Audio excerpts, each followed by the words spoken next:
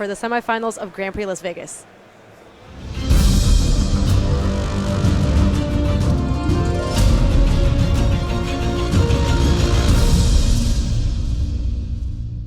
Everyone, and welcome back to coverage of Grand Prix Las Vegas. I am Gabby Sparks, joined by Luis Scott Vargas, and we are in the semifinals. The featured match is going to be Matt Nass versus Ben Friedman, and we have Matt Nass playing Karkan Ironworks versus Ben Friedman's Grixis Shadow. So, of note, these players have played in the Grand Prix already. Matt Nass lost that match, and apparently he lost that match handily. He thinks it is one of his worst matchups. So if he wants to get this win, he's going to have to fight for it. And one of the interactions that Matt Nass learned after that match is that he really should be tapping that Grove of the Burn Willows for red or green mana at every opportunity. Always. Because that gains Ben Friedman life and makes his Death Shadows less potent. However, even with that, tips and tricks, Matt Nass is going to have a hard time. The Grixis Death Shadow deck is really built to beat up on combo decks like what Matt Nass is playing. Has a very fast clock, has Thoughtseize and Inquisition of Kozilek, and critically has Stubborn Denial. Mm-hmm. Matt's going to have a hard time resolving Karklan Ironworks through that barrage of disruption. And Grixis Death Shadow has, Gurmag Angler and Death Shadow, so it finishes the games quite quickly as well. Here we are seeing the first piece of disruption that Thoughtseize is going to take the Ichor Wellspring. Let's see what Matt Nass can follow up with. Darksteel Citadel into the Wellspring. He gets to draw a card off of it. I don't know, Mox Opal. Nothing else. So, Luis, in the matchup, what is Ben trying to do, and what is Matt trying to do? Matt, as always, is trying to assemble his combo. That doesn't really change from matchup to matchup. His deck is so linear. There's no real secondary game plan. Does Ben change the way he approaches this matchup given what Matt Nass is playing? Ben is going to focus more on disrupting his opponent than he might otherwise, and less on long game control. He's really going to try to just cast, as fast of a Gurmag Angler or Death Shadow as possible, while also casting Thoughtseize and Inquisition. Ben's victory condition is to end up with a Death Shadow in play and 1 to 2 Stubborn Denials in hand. If he can do that, I think he's going to be in pretty good shape. So for the people who are wondering why Ben is gaining life, this is coming from Grow the Burn Willows. As we mentioned, it is important to keep Ben's life total high since Death Shadow gets a nice benefit whenever Ben's life total is low. And even though Ben's deck is very good at damaging itself, 1 life a turn from Grove is kind of annoying and does add up. Matt's going to be tapping that every single turn.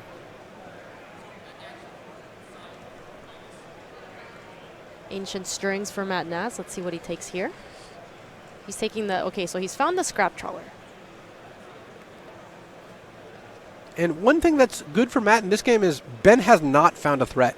Ben has spent a bunch of time casting Thoughtseizes and Thought Scours and just playing lands, whereas Matt, is also developing his board. If Ben doesn't have an Angler or Death Shadow, then Matt will eventually draw enough cards to overwhelm Ben's disruption. Cards like Buried Ruin, the land Matt just played, it can return an artifact from Matt's graveyard, so sure, maybe Matt gets Thoughtseized or his KCI gets Stubborn Denialed. If he has enough time, he'll just use Buried Ruin and dig it back up again. So Matt was considering to crack the Chromatic Star, but instead opted to just play the Scrap Trawler. That is going to be it for his turn. In the meantime, Ben is going to cycle this Thought Scour. Ben's hand is a bunch of red cards. Not good news for him, because the only red cards he's got are Temur Battle Rage, Faithless Looting, and Lightning Bolt. And even though Faithless Looting will find some more action, it's not really the kind of thing he's looking for. Mm-hmm.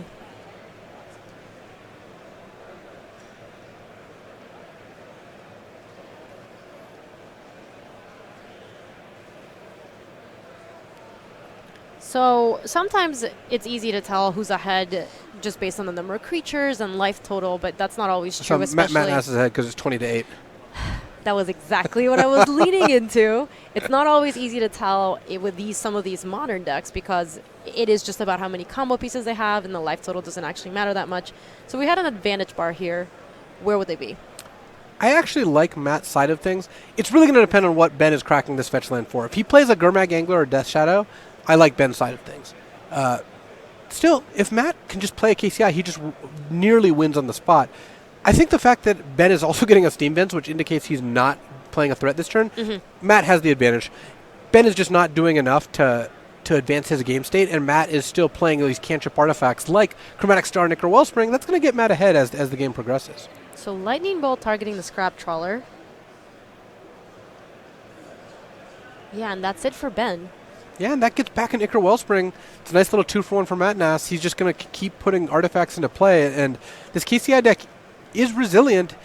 The reason that this matchup is hard is because Death Shadow doesn't give you much time, but Ben is giving Matt exactly that. Cracking that Chromatic Star, drawing a card.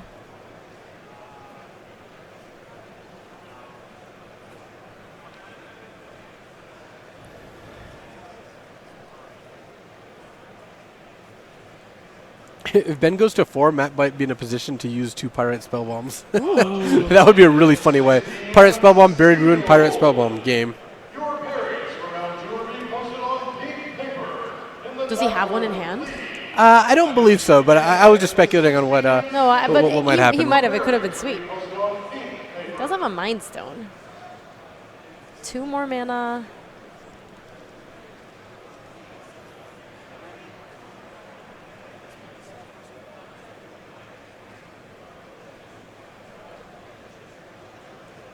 For Wellspring.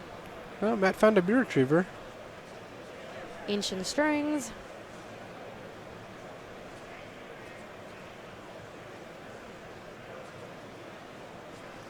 I mean, the funny thing is, if Matt keeps finding Scrap Trawlers and Ben has to keep bolting or Fatal pushing Scrap Trawler, Matt's just picking up a nice little 2-for-1 every time. And he's going to take an Inventor's Fair, a legendary land. Oh, and that works out quite nicely in this spot.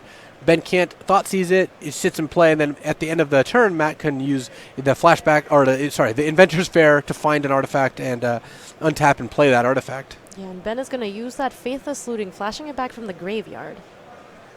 Discarding a Dismember. And still presenting no threats. And Ben can't even use Stubborn Denial. That's another disadvantage to having no creature. So brutal. So Matt can't go get and play KCI in the same turn, but in 2 turns he's going to be able to play a Cart Clan Ironworks. And in fact, if Matt draws Cart Clan Ironworks right now, I think he just wins on the spot because he's able to generate enough mana, draw enough cards, crack Inventor's Fair, find Scrap Trawler. He's got a Mirror Retriever in hand. We saw a glimpse of that. So Matt's on the precipice of winning this game. It looks like Ben does have a Death Shadow in hand. So he's deciding still what he wants to discard. Seems like he's keeping Temur Battle Rage, that Death Shadow, and a land for it. Yeah. Ben really needs to get something going here. That Death Shadow will help. Yeah, he is taking 2 damage for that, the Death Shadow, and the last card is a Temur Battle Rage. So that does give Ben a pretty good chance of winning here. So that Death Shadow is currently a 7-7. If he can get it up to a 11-11, he can win with the Temur Battle Rage right on the spot. I say 11-11 instead of 10-10 because Matt still has that Grove, and I think that he's going to tap it at some point. Oh, looks like it's a 9-9 now as we update with the Watery Grave.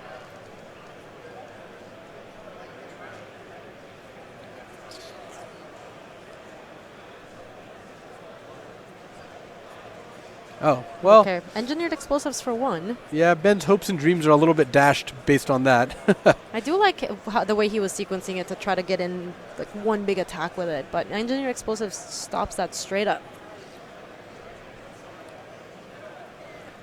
There's a Mirror Retriever. And the funny thing is, Matt's not even going to crack the Engineered Explosives. He's playing Mirror Retriever. If Ben attacks, Matt can just block with Mirror Retriever and get back a Scrap Trawler. Yeah. Like, Matt's going to grind Ben out here.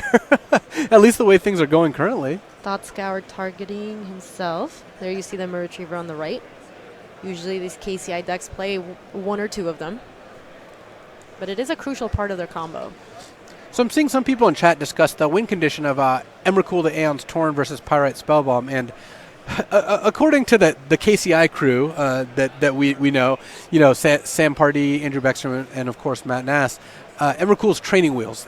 Playing Emrakul is making a concession, making the deck worse to make it easier to go off. And they say it's absolutely not needed. In fact, I think they would be very, at this point, embarrassed to put it in their deck. Yes, I think so. Which I can't speak to how true or not true that is. I'm just saying that is their attitude towards it. I think it's really funny. The way you do it is you basically cycle enough stuff to eventually have 15 mana and you hard cast Emrakul. But yeah, apparently it's training wheels. So Matt chose not to chump block the Death Shadow. He just used the Engineered Explosives. Oh yeah, they are KCI snobs, elitist KCI pros. So that Inventor's Fair is being sacrificed. And this will let Matt combo off here. I think pretty much guaranteed. And game 1 goes to Matt Nass in the semifinals. He thinks this is his toughest matchup. So how important is it that he won the first game?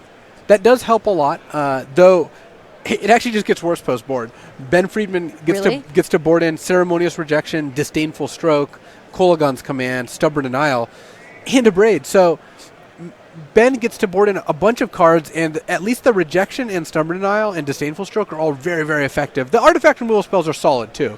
I mean, a braid and Kolagon's command are good. Ben's going to be happy to have them, but the counter spells are even better. Matt... So it sounds like he really needed to win game 1. Yes. Especially given that it gets worse post-board. Had Matt not won game 1, he would be in huge trouble, and even though it's still going to be tough post-board. Matt does have a copy of Defense Grid, which makes all of Ben's counterspells cost 3 more, and 3 guttural responses, Matt's own counter to your counter. But it's still going to be hard. I think that Matt knows it's an uphill battle, and Ben is in much better shape post-board, even though Ben is down a game, so it's got to be pretty close from here. What do you think he's bringing out to make room for the guttural responses? I know it's always weird with these combo decks that need all the pieces. Some amount of engineered explosives could leave the deck. Pirate Spellbomb also doesn't do a whole lot, and I think Terrarian is just among the weaker cards that they tend to kind of shave if they need extra spots. I assume the blue counterspell decks have to be such a problem if you want to put a card that is counter-target blue instant spell in your sideboard. Yeah, Guttural Response is a very narrow card. I mean, it has its power, all right? Like, especially if your opponent doesn't expect it, it can be quite strong. But for the most part, it's not the most flexible card. So you do bring it in only in the very specific scenario here.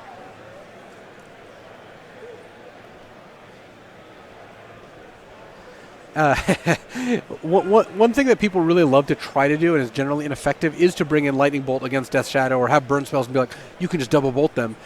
Yes, that can happen, but largely it won't because Death Shadow always sees your hand. They always have Thoughtseize and Inquisition. They have Stubborn Denial. They're just not going to put themselves in a position to die to 2 Lightning Bolts. When they do go down to 2 life under their own volition, it's because they've seen your hand so many times. And even if you top deck a Lightning Bolt, often they'll just have a Stubborn Denial. Yeah, it does feel like getting down to that low a life is more something. It's kind of like with Infect. When Infect goes all in, they're more doing it when they know that they can do it. Obviously, in some situations, you might get them, but it's not very often.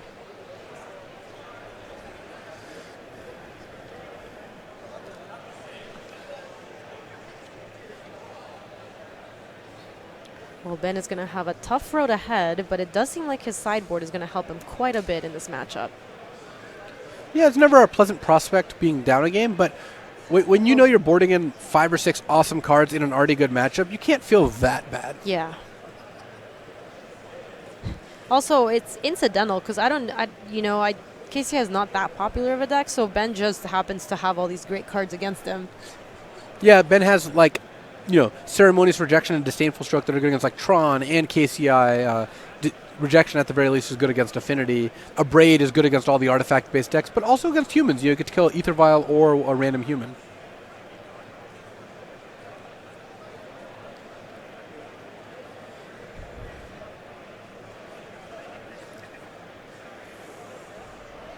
Players shuffling up for game 2 here. Yeah, and I do have an update. It seems like in our other match. Are we going to play? Are we going to time shift the other match? I don't think we time shift the other we are match. not. Okay. Yeah, we are not. So #no spoilers. Ramsey gets game 1 against Yuzo. Mono Green Tron up a game against humans. How do you think that matchup usually goes? Humans is fast. Humans is fast and has Kite Sail, Freebooter, and Meddling Mage. I imagine humans generally has a bit of an edge there. Yeah, I would think so. And Thalia is problematic as well, but, honestly, literally anyone can win with Tron. That is insulting to the players that we have down in the feature match area. I mean, Tron can win any game. Tron is just a very, very powerful deck. That's what I meant. Do you like how I twisted that? That was good.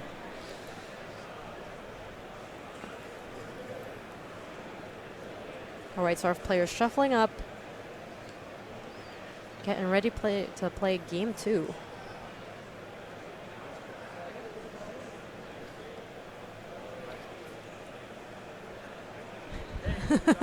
I love the bobble reminder. So for anybody who maybe is tuning in now and hasn't seen it earlier, this is just a Mishra's bobble reminder to draw later on. Yeah, that's good technology from Ben. And notice he did not sacrifice his polluted delta, so presumably he liked whatever he bobbled to the top. Re-sleeving that abrade there that was already in his hand. And look at this, Matt Nass already on the grind, giving Ben a life. So generous. So 21 for Ben and Terrarian for Matt Nass.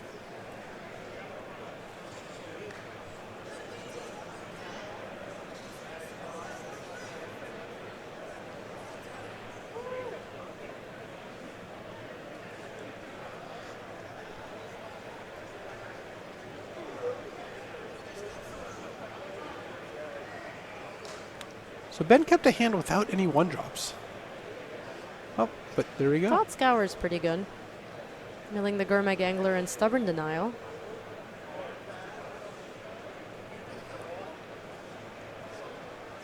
He has a follow-up Cycle Street Wraith. Oh, and Ben just found a Gurmag Angler. That's going to be really good. So here comes land, a Polluted Delta, and presumably a Gurmag Angler. Yeah, and this quick angler helps him get on the board really fast. It's just 4 hits before you're done. And this is what Ben was missing game one. He had a lot of the disruption. He had multiple thought seizes, but he just never found pressure, and Matt eventually just drew enough redundant combo paces, thanks to especially cards like Inventor's Fair or Buried Rune, that he was able to overwhelm Ben's disruption and win the game. All right, so here comes Gurmag Angler, exiling most of the graveyard away.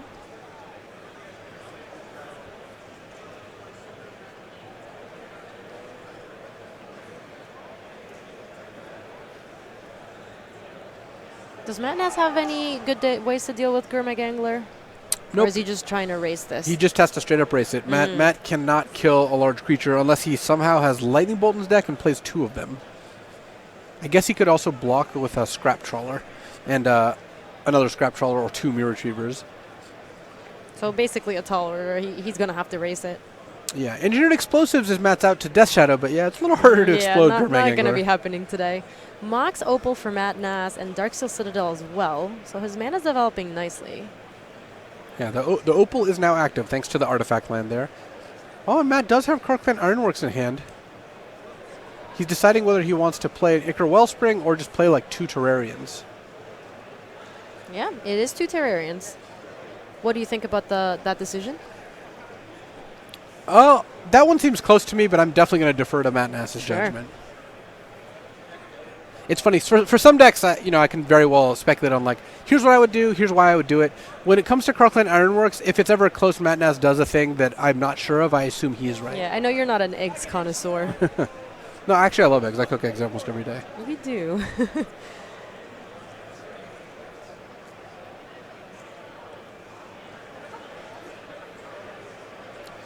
If Ben doesn't have a Stubborn Denial, this actually could work out quite well for Matt Nass. I don't think he does. He's going to abrade the Mox Opal.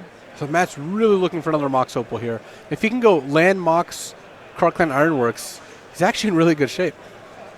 Sack the Terrarian, so he has some mana floating. One of the drawbacks to what Matt is doing here is, as he burns through these Terrarians looking for extra cards, it means that the follow-up Ironworks is less effective because he had to sack all his Terrarians first.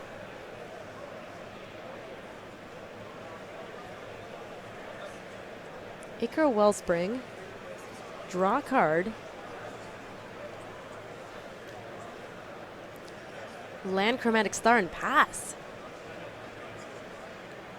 Oh, Thoughtseize. Thoughtseize could be quite good, especially There's since also a Snapcaster Mage in his hand. So that enables the double Thoughtseize this turn, which Matt probably thought he was in pretty good shape until that happened. And he has 2 KCIs. Yeah, that top deck Thoughtseize is brutal. Oh, wow.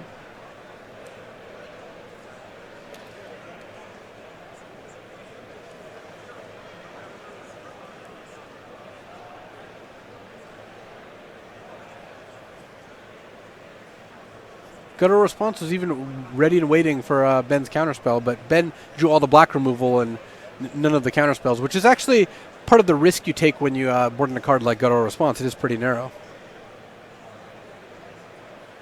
Well, it does seem like it's very, very good against the blue counter spells, but... Ay.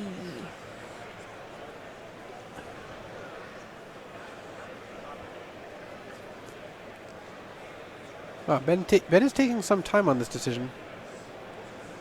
Yeah, but he decided to go with just the Ironworks. Yeah, that is not surprising. He's attacking with the fish.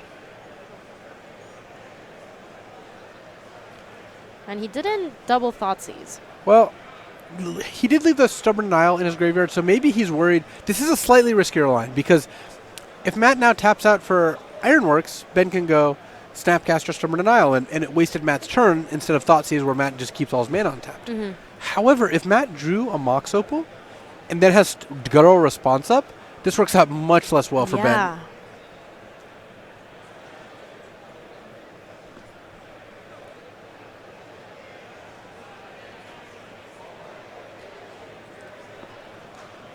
Cracking the Chromatic Star. Let's see what he draws.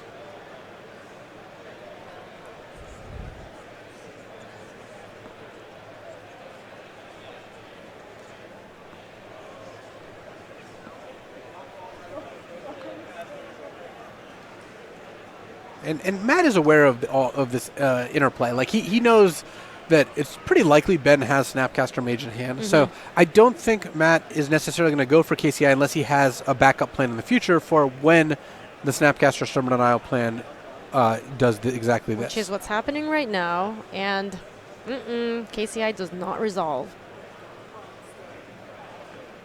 So Ben's plan actually paid out very well for him. Thoughtseize land go to the bin. Matt Naz at 10 life. Faithless Looting. Matt also just might not have time to wait for Guttural Response, given that there's a Gurmag Angler attacking him every single turn. But I kind of think that Matt has another KCI in. We'll find out. Matt could also find Scrap Trawler or Mirror Retriever to potentially chump the Gurmag Angler, but it's kind of hard to assume that Ben won't be able to remove a blocker, just given that Ben has access to a lot of different cards in hand.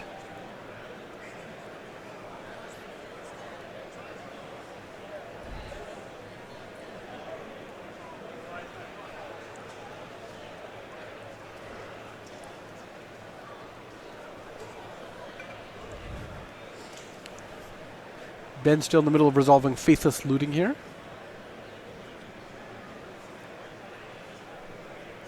So Gurmag Angler and Snapcaster Mage get in. Ooh. I mean, it's not really like Ben needed it, but it's still pretty good. Yeah, the second Angler does make it so Matt can't play a chump blocker. So yeah.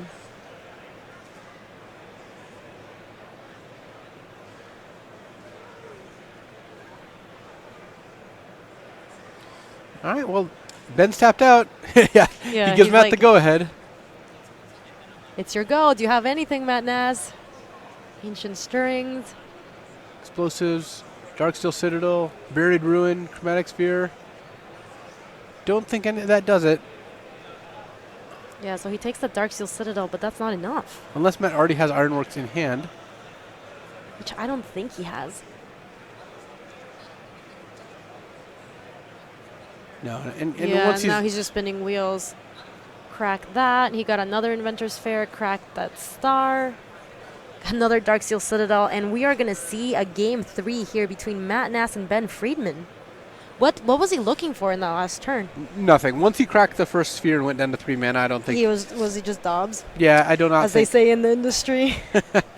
as they say. I don't think Matt could find anything. He really just needed to draw Karkland Ironworks for his turn or hit it off Ancient Stirrings. Pretty brutal. So we're going into game 3, and as we mentioned, this is not a good matchup for Matt Naz. He's really going to have to battle an uphill. It's going to be an uphill fight from here. Well, that game Matt was a top deck away from winning, and if he can get to that point and maybe hit that top deck, then he can steal the match. It's going to be hard. Ben is ahead, but it is not impossible. It does feel like if Grixis Shadow is able to present an early threat, it's so much better for them. That seems to be the reason why Matt Nass was able to kind of sneak away with it. In the first game, Ben just didn't have any threats. Well, one of the drawbacks to playing the Grixis Shadow deck, and I played this deck at Pro Tour Rivals of Ixalan to great not success, is that you keep a lot of hands where you don't actually know how your hand is going to turn out. And what I mean by that is you're kind of priced into keeping a hand of like 3 land, Thoughtseize, Street Wraith, Thought Scour, and another card, where if that Thought Scour and Street Wraith don't draw you into threats, you could end up in a situation like Ben had game 1 where he just played a bunch of lands and Thoughtseizes but did nothing else, and eventually Matt won the game. Mm-hmm.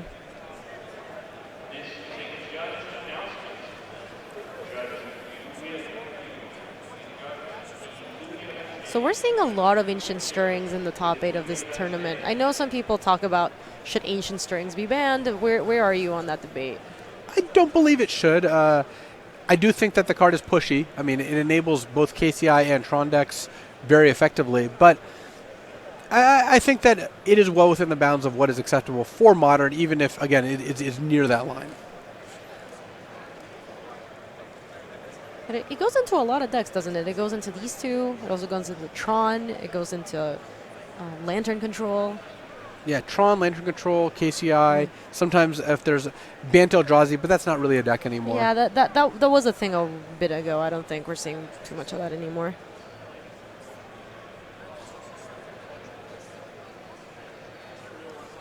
And unsurprisingly, a lot of people in chat think it should be banned.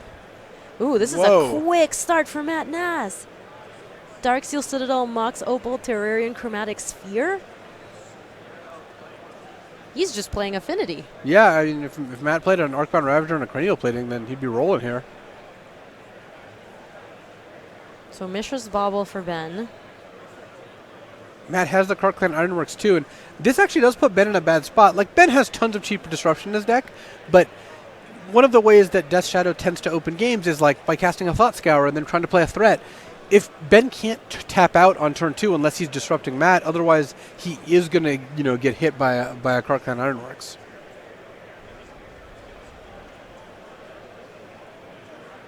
So Scalding Tarn for him, fetch.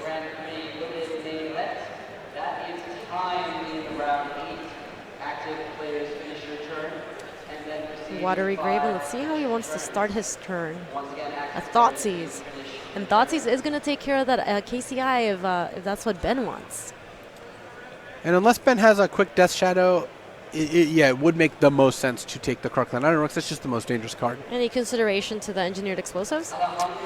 Ben would have to have his only threat be a Death Shadow and be confident that he could deal with the KCI otherwise. Mm-hmm. But it is pretty risky to do anything but take the Karkland Ironworks. Yep, and indeed that is the KCI is gone. That is the case, EI. Case closed, more like it. All right. Is that another KCI? I think he did draw it. So Matt's in a funny spot where he wants to crack his Spheres and Terrarians, though he'd rather start with Sphere because that one doesn't work quite as well with KCI. But he wants to leave some in play as well, just to make sure that he can end up using the KCI to full effect if it comes down to that. So Grove of the Burn Willows is the land for his turn. Engineered Explosives for 1. Using the mana from the Sphere before there was an Uproar. Yeah, and he's just going to pass back to Ben. I do have an update from our other table. Ramsey wins 2-1 against Yuza. All right, so the finals is Mono Green Tron versus the winner of this matchup. That is not good for Tron. Both of these matchups, I think, are not great for Tron. But I believe that Tron would... Actually, I don't know which way they'd rather play against. They're both bad. Yeah, they're both not great. Yeah. They are bad.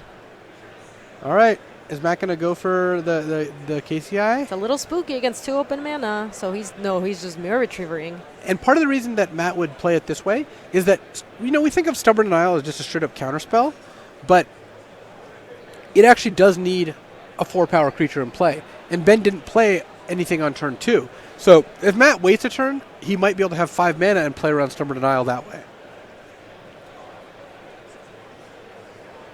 Matt really does not want to get Thoughtseized here. He just hopes to fade for one more turn. Though, Matt has some redundancy here. He's got Buried Ruin and Mirror Retriever. So that is nice. He's got multiple ways to get back Karkland Ironworks if he needs to.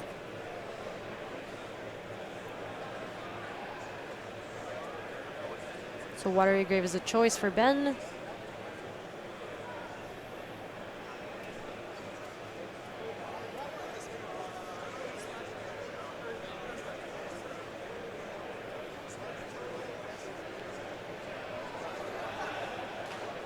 Cycling the Death Shadow.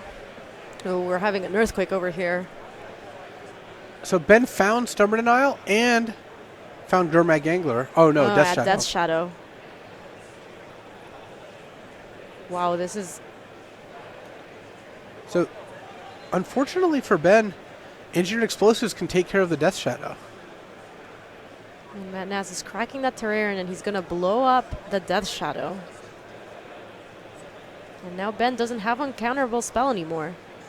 Matt needs to find an untapped land. I don't think he I did. think he drew a Pyrite Spellbomb for the turn.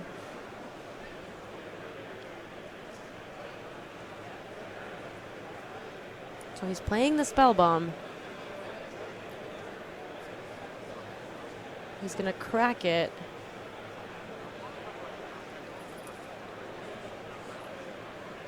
To play a Chromatic Star. And Matt really exhibiting patience here, playing around Stubborn Denial, and not wanting to tap out for a Karkland Ironworks. He's had 2 turns where he could have, and he's played around it. Ben really looking for a Gurmag Angler or a Death Shadow here. So Ben does get another Faithless Looting into the graveyard.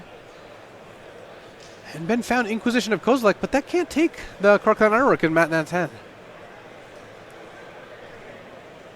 Steam Vent's untapped.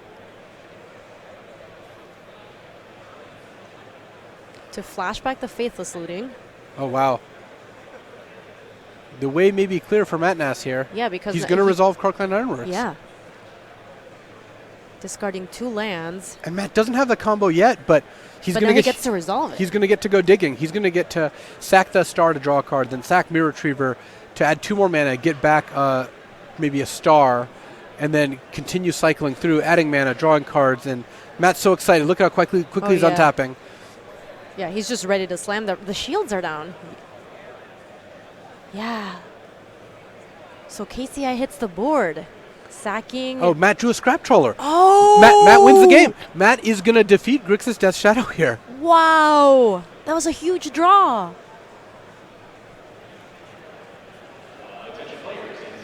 Can you walk us through the combo? So Matt's going to now announce the ability of Chromatic Star. He can sack both he can sack both of the creatures to play for. Oh, actually, he's got an even easier combo potentially. He can sack Mirror Retriever to get back Karkland Ironworks, play Karkland Ironworks, and sack the second Ironworks, get back Mirror Retriever with Scrap Trawler, and continue. Basically, he can continue looping with Scrap Trawler triggers, Ironworks through, getting Mirror Retrievers, getting stars, drawing his whole deck, and going off. That was amazing, and Matt Nass goes on to the finals of this Grand Prix Las Vegas. Congratulations to Matt Nass. Condolences to Ben Friedman. It was an amazing run. There you have the top 8 bracket. We have Matt Nass versus Yuri Ramsey. So we're going to see KCI versus Green Tron. Oh, and Matt Nass's friends are rooting over in the sidelines. It's actually just BK. It's not like a lot of friends. No, I saw them jumping over here when they saw he was winning. Don't try to downplay it. But this is pretty incredible because Matt Nass stole a very difficult matchup, right out of the hands of Ben Friedman, and Ben just did not draw enough pressure. Yeah, both games 1 and 3. That's what we saw. The prediction was probably that it was going to be in Ben's favor. It seemed Matt Nass even lost to Ben when they played in the Swiss, so it looked like an uphill battle, and things cut his way. He got to combo off. Not bad. So don't go anywhere because we still have the finals of Grand Prix Las Vegas coming, but they will be after these messages.